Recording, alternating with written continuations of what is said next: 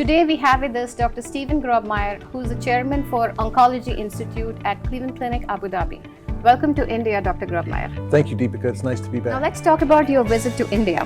How does it feel to be in Mumbai? I was here several years ago, right before the COVID pandemic, and it's great to be back. It's certainly a great opportunity to see a culture that we don't see very often, and to meet new people, and to also get to discuss with physicians and doctors here in the country some of the common challenges we have in the management and treatment of patients with cancer.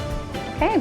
What made you pursue breast oncology? So I've always believed that there's nothing more rewarding but also challenging is the care of the cancer patient. And it turns out that in our professional lives, all of us want to have a big impact.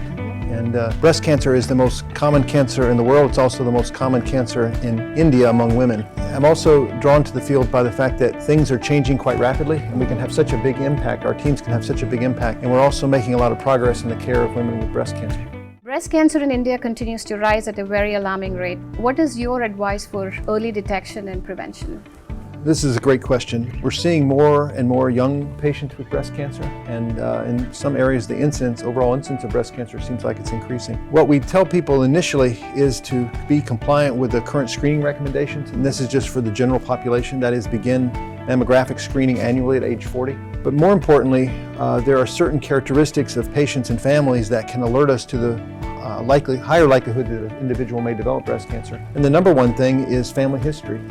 So talk to your family, know your family history, and then talk to your doctors about this, because we now have models that we can factor in both social and medical and family history into models, and we can actually predict an individual's likelihood of getting breast cancer. And for patients who are very high risk or who we identify to have genetic risk, there are lots of things that we can do. We put them in very intensive screening programs to allow us to detect these cancers earlier, and we put them in lifestyle intervention programs to reduce their risk of cancer. And for some patients even, we're able to use surgical procedures and/or medicine to reduce people's risk of cancer. So knowledge is power, and sharing that knowledge with your doctor or doctors is very important.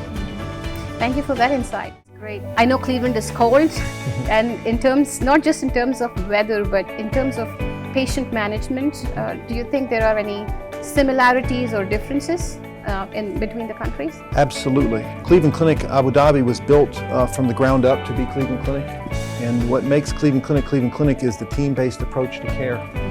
And so in Abu Dhabi, just like in Cleveland, we have assembled teams of experts to take care of patients. There's great doctors everywhere, but to really have the best outcomes in healthcare, you need to be surrounded by a team of experts, because no one doctor has all the answers, and doctors always rely on other experts to care for patients. And we've created that in Cleveland Clinic Abu Dhabi, and we're very excited about it. How